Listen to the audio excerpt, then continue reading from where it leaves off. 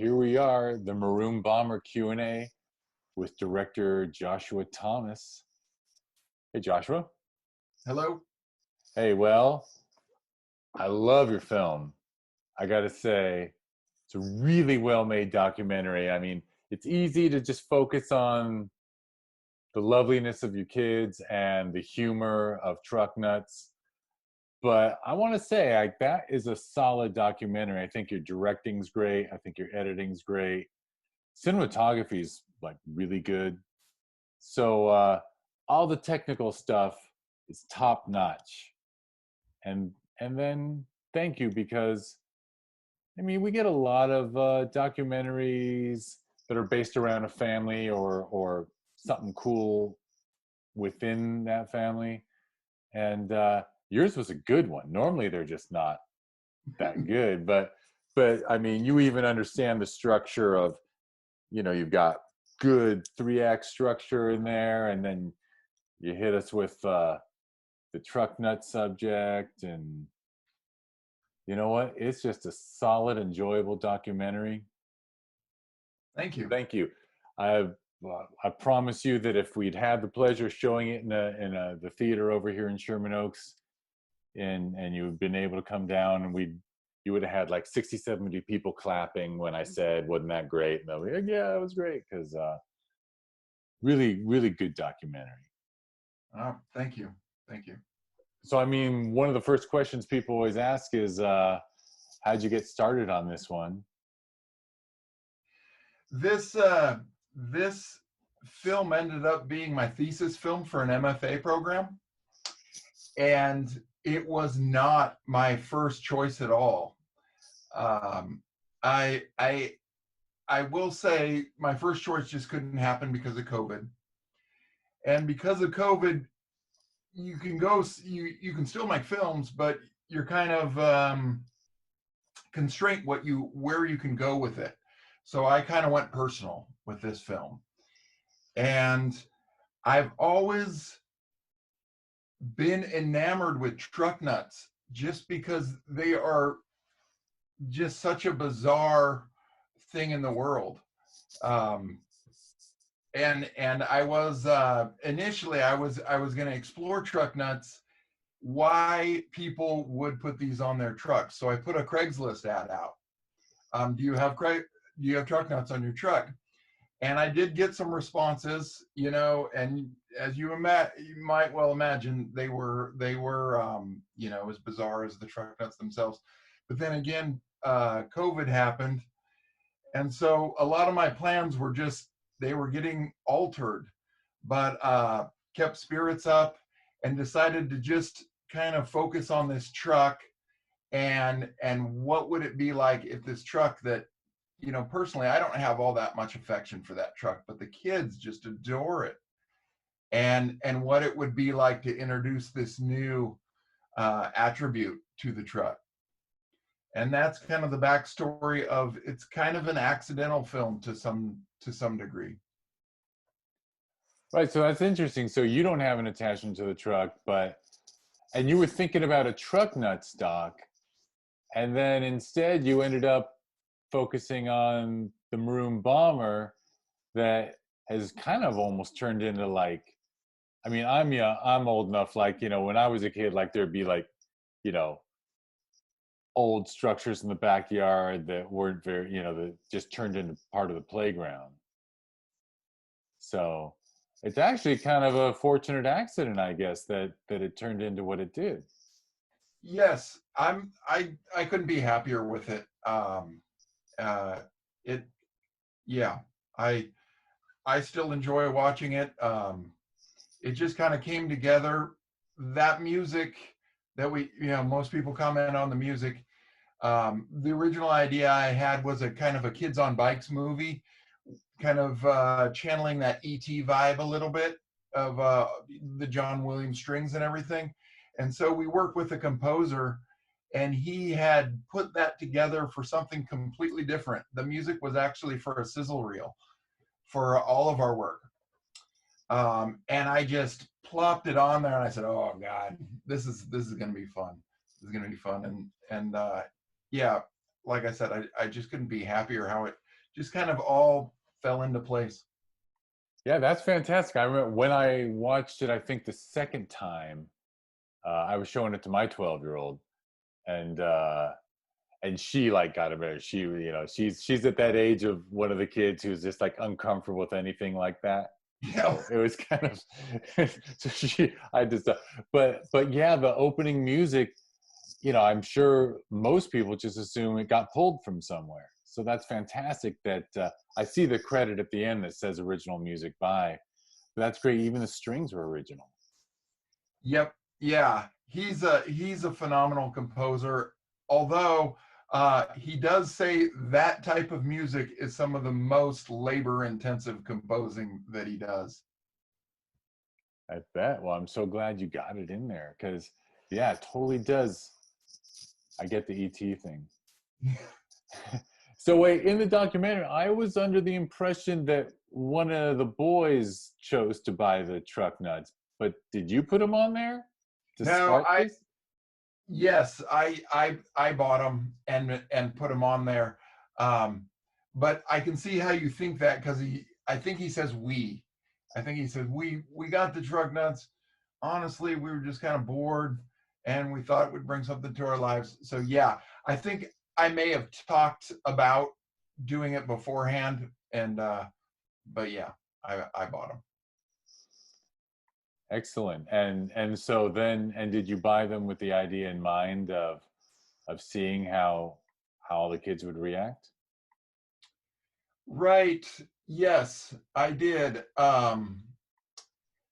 Honestly, I think I actually might have bought them before the whole idea of putting them on this truck happened. I might have had them for the prior idea that kind of fizzled, just so I could kind of. I know this sounds weird, but like see them up close and feel the density and what are these things. And I actually had an idea of getting several of them and making credits of them, almost like Napoleon Dynamite does with food at the very beginning of that film, but with truck nuts. But boy, that would have been a lot of truck nuts. You would have been heavily invested. Be on some list somewhere. That's fantastic. That's excellent. And I have to say, like in my note, like I take notes on the second view. I always take Q&A notes, and like I couldn't help the note like that. The last thing one of the kids says is that funniness is good for the world. Yeah. What better message can you have for a documentary than funniness is good for the world? Yep. Yep. That was good. Yeah. Are you so that was your thesis project all wrapped up? Yes, all wrapped up. I got the diploma just a couple days ago. So yes. Excellent. And you're interested in everything, right? Documentary, narrative, all that. Yes. Probably more narrative, honestly. But there is just this draw, as much as I want to focus on narrative, documentary has just such a draw because you don't know what it's gonna be. And that's really fun. And you have some ideas brewing, or is COVID messing with that? It is. It's difficult. But as an independent filmmaker with small cast and crew, um, you kind of have the tools to work with it to some degree, and that's what I'm hoping. I mean, honestly, I'm hoping for a vaccine, and I'm hoping to to open up here, but currently doesn't look that great. So I am I am hedging my bets, as it were, and thinking about films that wouldn't take that many people behind and in front of the camera to make. And by the way, this one, I'm so excited to talk about truck nuts. I'm leaving out like the nuts and bolts types of questions, like how long did you shoot for? Was it a long edit? And with this one, I believe, like, were you nearly the whole crew? Like, you did photography too, right? You were the cinematographer. I was the cinematographer. My wife did the sound. So we used shotgun mics and a Zoom recorder. double system, most of it with a DSLR, a Canon DSLR 80D camera, but also for some of the more gliding shots, there's a Osmo Pocket, which is kind of a small little camera that's on a gimbal for some of the bike shots, and I think just a few of the shots were with that as well. And yeah, yes, I did all that and the edit as well. The edit was a bit challenging. I mean, I banged my head against the wall. When do you reveal the nuts, and do you treat it as a reveal? And that's kind of what I wanted to do. I wanted it to be a little bit of a, you think this is going this one warm and fuzzy all the way, and then there's this other shoe that drops. Um, and but like I said, I'm happy the way it turned out. I think your instincts were right on there, because and then if you're crazy like me, it stays warm and fuzzy. Yeah, yeah, for sure, for sure. Me too. Me too. Well, that's it. Great work, and the cinematography. I mean, like I said before, I mean, it looks great. Thank And you. and I'm curious, like the winter footage, is that just something you'd shot, like, because obviously, like you didn't. It's not snowing when you're interviewing the kids. It's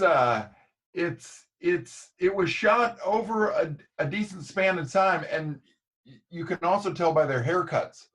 They go to a summer buzz, and then it grows out. Yeah, it was a bit of a process, but I just threw any kind of continuity with clothing or anything out the window, and just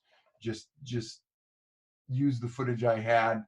And I never prompted them what to say, except for in sometimes I would have a question and they wouldn't quite answer it completely. So I would come back and rephrase. And when I say come back, I mean I would come back maybe a week later and have them broach the subject again. And I think they might have got a little sick of the subject there at the end, but I didn't push it too much. They were remarkably able to come up with good stuff pretty quickly. Yeah, often I think, yeah, if kids are comfortable with the camera and comfortable with who's recording them, sometimes they make the best subjects, I think. Yes. Yeah. Yes. No ego in the way. Yeah. Yep. And by the way, the haircut thing I think is great. We have another documentary in the festival this year, a feature that was shot over many years, and the filmmaker's mother, her hair is like all over, like her Right. from bob to long to curly, like it is. I was like, well, how many years was that? Because like you can't go from like this to this. And Right. Right. Yeah. I think it's great. Is there anyone who contributed to it, or a collaborator who deserves some mention besides the composer and your wife? Wife, the kids, and also the way it works with the MFA program is I would make cuts and send it off to my faculty advisors at the school, and uh,